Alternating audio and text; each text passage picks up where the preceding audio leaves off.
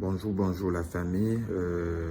C'est toujours pour nous un plaisir de prendre la parole devant vous afin de partager avec vous nos points de vue concernant les événements qui se déroulent à travers le monde et qui peuvent nous permettre à nous Africains de mieux défendre les intérêts de notre beau et merveilleux continent à travers le monde et sur la scène internationale.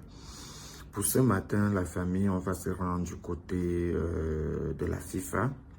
Et vous êtes sans ignorer que récemment, il y a de cela quelques jours, il y a eu tirage au sort afin de constituer les différents pôles des pays qui participeront à la future compétition mondiale de football qui va se dérouler l'année prochaine du côté des États-Unis, du Mexique et du Canada.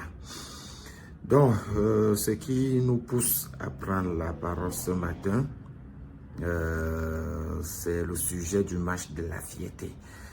Le sujet du match de la Fierté qui est un match qui se jouera le jour de la journée mondiale des LGBT. Que moi j'attends par LGBT tout ce qui regroupe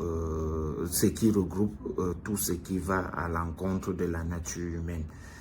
C'est cette poubelle-là qui regroupe tout ce qui va à l'encontre de la nature humaine. C'est comme ça que moi je conçois les LGBT. Désolé, je vous donne mon point de vue. Je ne suis pas forcé de suivre le courant que vous voulez nous amener à comprendre. Les LGBT, c'est cette poubelle-là qui regroupe tout ce qui va à l'encontre de la nature humaine. Moi, ma nature humaine me demande d'aller avec le sexe opposé. En matière de sexe, de rapport sexuel, je dois avoir des rapports sexuels avec un sexe opposé. C'est-à-dire quoi? Pour avoir des rapports sexuels, au lieu d'aller avec un homme comme moi, ma nature humaine me demande d'aller avec une femme. Pourquoi? Parce que l'objectif de ma création, c'est de procréer.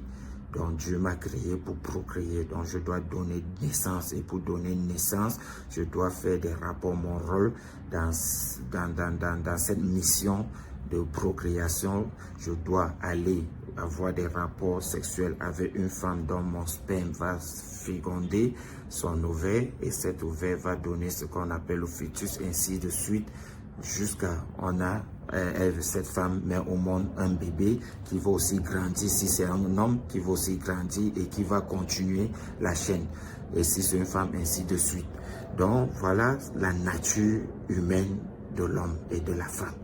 Donc lorsque aujourd'hui on se retrouve avec des sociétés qui dévalorisent cela et qui demandent aux hommes d'aller avec les hommes, et aux femmes d'aller avec les femmes, et à certains hommes d'aller avec des animaux, ça c'est leur droit. Ils ont fait le choix de cela. Mais venir imposer cela à d'autres sociétés, nous on trouve cela, on appelle cela, ça c'est de l'injustice. Parce que si on sort même du cadre religieux, on regarde au niveau du droit international, j'ai cette liberté de choisir. Moi, j'ai cette liberté de choisir. Ceux qui veulent faire dans l'homosexualité, c'est leur droit. Si on reste dans le cadre du droit international, moi je leur condamne pas ça, c'est leur droit. Mais moi, j'ai fait le choix d'aller avec le sexe opposé, c'est-à-dire quoi, selon ce que ma nature humaine me demande. Donc, je reviens dans le cadre du football, comme aujourd'hui on doit s'adresser à la FIFA. Déjà, cette compétition, cette Coupe du Monde 2026 est très spéciale déjà par le fait que le nombre des équipes a augmenté. L'Afrique, par exemple, est passée de 5 équipes à 10. Bon, si le Congo, Kinshasa venait à se qualifier, nous aurions 10 équipes lors de ce Coupe du Monde, ce que beaucoup de personnes ont applaudi. Mais moi, personnellement, je critique encore, on continue à critiquer. Je suis du côté de ceux-là qui disent que rien n'a été fait pour l'Afrique, parce que si on regarde sur un critère de quota de chance, notre quota de chance reste tout autant inférieur qu'avant. je vais prendre un exemple banal pour nous permettre de mieux comprendre.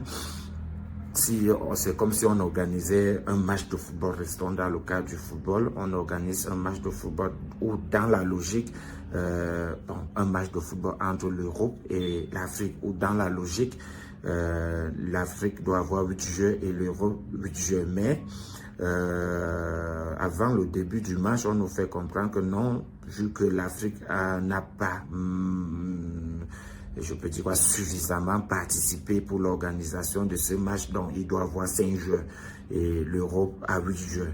Donc on commence le match avec des chances réduites où on perd le match. Oui, parce que 5 jeux face à 8 jeux, il faut être des surnaturels pour remporter cette compétition ou pour remporter ce match. Lorsqu'on commence à émettre des critiques, qu'est-ce qu'ils nous font comprendre? Ils font ceci, ils disent, ok, donc toi l'Afrique, ok, donc pour augmenter tes chances de remporter la compétition ou de remporter le match, donc on te fait passer à 8 jeux. Mais lorsqu'ils me font passer à 8 jeux, est-ce que mon adversaire reste à 8 jeux? Non, ils font passer mon adversaire à 11 jeux, c'est-à-dire il y a toujours un déséquilibre et j'ai toujours peu de chances de remporter la compétition. Donc pour finir, si on regarde sur un seuil de quota de chance, l'Afrique a toujours peu de chances de remporter cette compétition de Coupe du Monde et il va falloir un miracle pour qu'un jour cette Coupe du Monde soit remportée par un pays africain. Il est vrai, beaucoup de pays africains se sont battus, sont arrivés à un niveau très avancé de la compétition. Récemment, c'était le Maroc, si je ne me trompe pas, qui est arrivé en demi-finale. On espère qu'un jour le miracle va se produire si jusqu'ici rien n'est fait pour mettre les chances au même niveau. Donc, ce n'était pas un autre sujet. On revient à notre sujet qui était la question du match de la fierté. La FIFA, selon certains analystes, sous la pression des Américains, a choisi cette journée, la journée des LGBT, pour jouer le match Iran-Égypte. Certaines personnes dans les réseaux sociaux ont dit ceci, que non, bon, c'est un fait du hasard, ça ne dérange pas, c'est tombé comme ça. Je vais dire non, personnellement, moi je vois la chose autrement. Il y a bel et bien un objectif politique derrière, car vous devez savoir, l'Égypte et l'Iran sont deux pays musulmans. Il est vrai, avec deux visions différentes, mais ce sont des, je peux dire, c'est deux pays qui représentent l'islam à travers le monde. Je peux dire les porte-drapeaux de l'islam à travers le monde. L'Égypte, par son université Al-Azhar, qui forme je peux dire quoi, la plupart des savants musulmans à travers le monde. Et lorsqu'un savant sort de l'université Al-Azhar, c'est un savant qui est respecté dans le milieu des musulmans et voire même au-delà. Et ce pays représente, je peux dire, le pôle sunnite. Et l'Iran de l'autre côté, qui a 95% musulmans chiites, représente le pôle chiite. Donc, fait jouer ces deux pays, devant, je peux dire quoi, des agents du LGBT, parce que si c'est la journée des LGBT, je suis sûr et certain que la majorité des supporters qui seront au stade seront les LGBT. Il y aura des drapeaux LGBT un peu partout. Et connaissant la FIFA, ils iront jusqu'au niveau de demander au capitaine de ces deux équipes de porter le brassard LGBT. Et poussé de façon indirecte, ces deux pays a dit ok, nous on est pour les LGBT, ce qui va à l'encontre de l'idéologie islamique, que ça soit sunnite comme chiite. Vous n'allez voir aucune école islamique encourager l'homosexualité ou aller coucher avec des animaux. Aucune école, je peux dire, peu qu'importe les différences que vous allez voir entre ces deux grandes écoles, vous n'allez pas voir, à ce niveau, vous n'allez pas voir un savant, que ce soit du côté sunnite ou chiite, dit ok, un homme peut aller avec un homme, une femme avec une femme, ou quelqu'un de 40 ans avec un enfant de 5 ans, ou un homme aller avec des animaux. aucun enseignement islamique, que ce soit du côté chiite ou sunnite, n'encourage cela. Donc ça, la FIFA, qui s'est toujours vanté d'être apolitique ici, est en train de poursuivre un objectif qui risquerait de porter un coup à cette organisation. Vraiment, ce qui risquerait de porter un coup à cette organisation, car lorsque c'est les fédérations de ces pays adhéraient à la FIFA, vous ne leur avez pas fait signer cela. Pourquoi apporter quelque chose aujourd'hui qui ne se trouve pas dans les clauses de la FIFA? Et ici même, je vais aller pousser mon analyse un peu plus loin parce que moi, je vois ici le plus visé ici, là même, c'est l'Iran. Parce que je vais un peu essayer de remonter en arrière il y a de cela 2 ou 3 ans.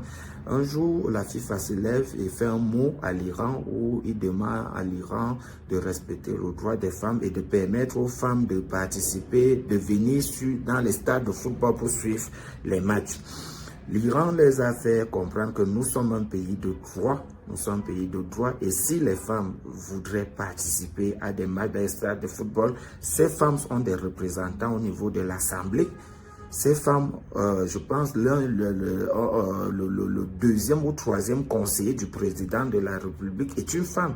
Ce qu'elles auraient pu faire parvenir leur désir, soit au niveau de l'Assemblée par la voix de leurs représentants ou au niveau de la présidente de l'exécutif par la voix de la troisième conseillère ou deuxième ou troisième conseillère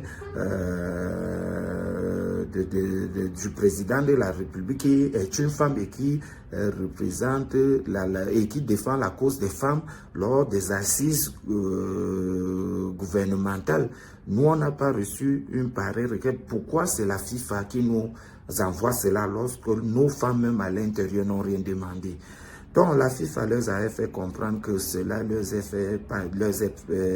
a été transmis par la voix d'une minorité qui aimerait bien participer, qui aimerait bien aller dans les stades de football, suivre les matchs. L'Iran avait beaucoup discuté avec la FIFA pour dire on ne peut pas changer, nous sommes un pays démocratique, on ne peut pas changer les lois en fonction d'une minorité. La majorité des femmes ne s'intéressent pas au football.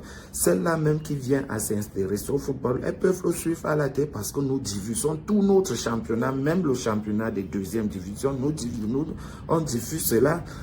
La FIFA avait fait comprendre que non, soit l'Iran applique cela, soit l'Iran s'oppose à des sanctions, parmi lesquelles la suspension à la Coupe du Monde 2026, cette Coupe du Monde 2026 dont on est en train de parler. Donc l'Iran en retour, c'est assis en respectant, parce que vous dites ça, l'Iran c'est un pays, comme je disais, à 95% musulmans, c'est-à-dire musulmans chiites. Et c'est un pays qui veille à ce que toutes ses actions soient mesurées à sa religion, c'est-à-dire quoi, elle arrête toutes ses activités à l'islam, aux lois islamiques. Que si l'Iran veut peut-être aller sur la scène internationale pour prendre une position, ou peut-être dans le cas même du football, l'Iran regarde d'abord qu'est-ce que ma religion me demande, comment je dois me comporter, parce que comment un musulman doit se comporter, comment un musulman doit parler, tout ça est régi par l'islam. Donc l'Iran va d'abord consulter ces textes religieux, et il essaie de tirer en ces textes son devoir. Je vous ai parlé, j'ai fait une vidéo d'un moment où je vous parlais de la guerre de 12 jours entre l'Iran et Israël et comment l'Iran s'était comporté vis-à-vis de l'Israël lorsque l'Israël a demandé le cessez-le-feu. L'Iran a respecté cela et jusqu'à aujourd'hui, l'Iran respecte ce cessez-le-feu sans toutefois le violer parce que c'est un engagement que l'Iran a pris vis-à-vis de la communauté internationale. Tout de même, le cas du nucléaire par exemple, quand l'Iran vous dit, moi je ne suis pas pour la bombe nucléaire, c'est parce que sa religion l'interdit cela. Toute arme à destruction massive est proscrit et prohibé par les enseignements islamiques. Et si l'Iran allait à l'encontre de cela, cela signifie qu'il a violé les enseignements islamiques et par conséquent a commis un péché majeur. Donc, Voilà un peu la situation. Lorsque la FIFA avait mis la pression sur l'Iran concernant le cas de cette minorité, selon eux, qui voulaient participer au match de football dans les stades, l'Iran est revenu ce soir-ci tout en respectant ses textes religieux, sa constitution, a créé des conditions pour permettre aux femmes d'aller dans les stades.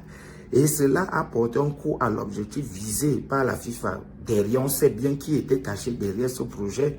Et cela, la FIFA n'avait pas digéré cela. On a vu les sanctions qui ont suivi au niveau de la Confédération asiatique de football. Donc, ils ont essayé de mettre la pression sur l'Iran afin d'atteindre des objectifs qui étaient autres que le sport, des objectifs politiques. Car vous savez bien, c'est pousser l'Iran à retourner à la table des négociations avec les Américains et pousser l'Iran à leur accorder certaines faveurs qu'ils ont dans d'autres pays du Golfe. Parce que vous devez savoir, l'Iran est ce mauvais enfant du Golfe, du Moyen-Orient et de l'Asie qui refuse de se plier.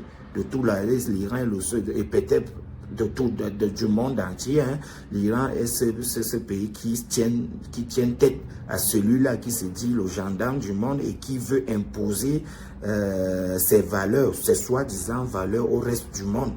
Donc, récemment, quand je dis cela, ce projet vise personnellement, je vous ai pris un exemple, le cas de cette minorité qui aimerait venir dans les stades de football pour suivre les matchs, lorsque l'Iran a trouvé une solution et a même invité le président de la FIFA de venir en Iran et aller dans les stades pour voir les femmes. Jusqu'aujourd'hui, ces femmes y vont. Combien même y vont? Donc, c'est ça qui démontre qu'il y avait un autre projet derrière. Donc, après cela, avant les tirages au sort, aux États-Unis, toute fédération de football de chaque pays, chaque fédération de chaque pays avait droit à un certain nombre de places pour aller participer au tirage au sort. Mais savez-vous que pour le cas de l'Iran, l'Amérique, les États-Unis d'Amérique qui accueillaient la cérémonie de tirage au sort a refusé de mettre certains visas, des visas pour la fédération de football iranienne. La FIFA ne s'est pas prononcée, la FIFA s'est tue. Même pour le président de la fédération de football iranien, la FIFA, les États-Unis ont refusé de mettre le visa malgré plusieurs requêtes envoyées par cette fédération. Les États-Unis ont refusé. C'est une compétition sportive de football. La FIFA, qui s'est toujours vanté d'être apolitique. Bon, on s'est posé la question pourquoi la FIFA n'a pas pris contact avec les États-Unis pour dire non, c'est le football, nous on n'a rien à voir avec vos conflits politiques avec l'Iran. Donc, nous, comme tu as accepté accueillir la cérémonie, donc tu dois permettre à chaque pays ou à chaque fédération de prendre part. Peu qu'importe, même si c'est les fédérations de ton pire ennemi, tu dois l'accepter. Mais la FIFA n'a pas fait cela.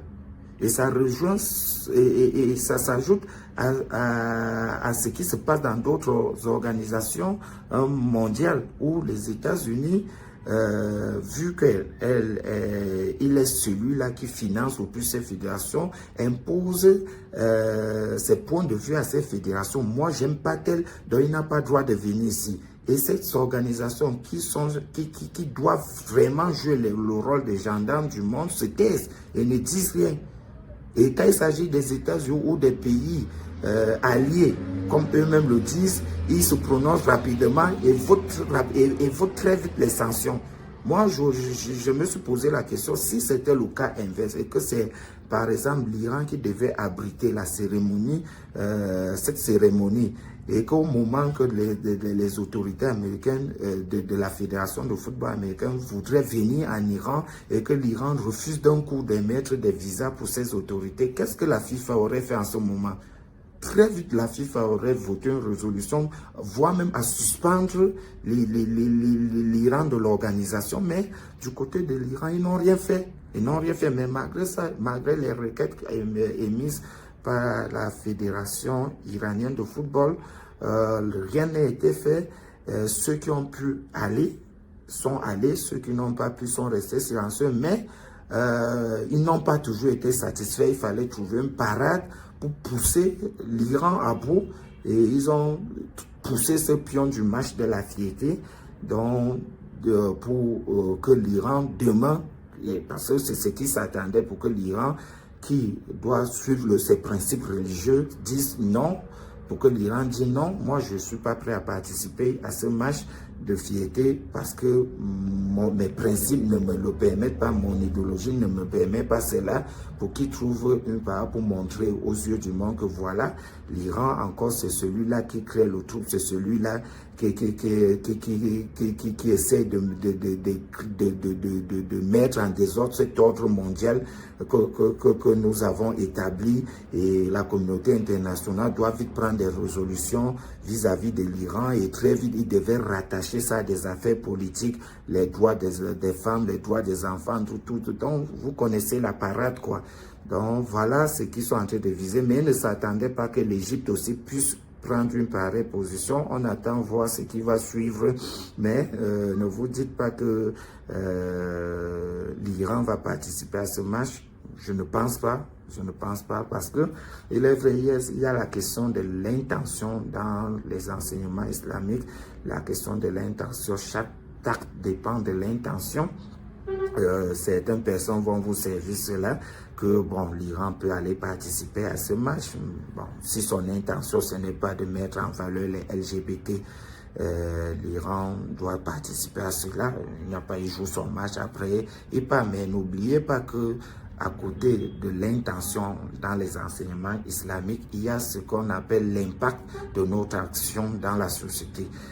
Et c'est ça même que l'Iran évite, parce que aller participer à ce match, l'Iran a peur que cela soit, même pas peur, cela risque d'être mal interprété par certains mouvements, parce qu'il faut reconnaître, il y a dans le monde musulman certaines personnes qui sont pour la cause LGBT. S'ils ne le sont pas, ils sont soit homosexuels, et ils se battent au quotidien pour trouver des arguments en islam pour légaliser cela.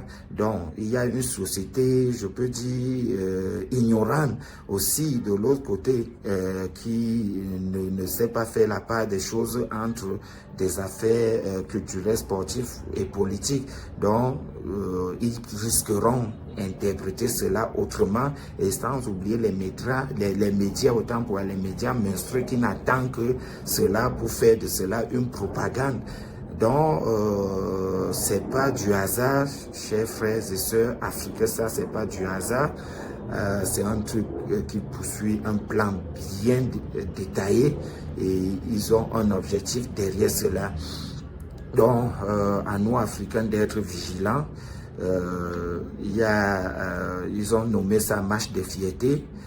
J'aurais aussi aimé qu'on crée un match de la honte.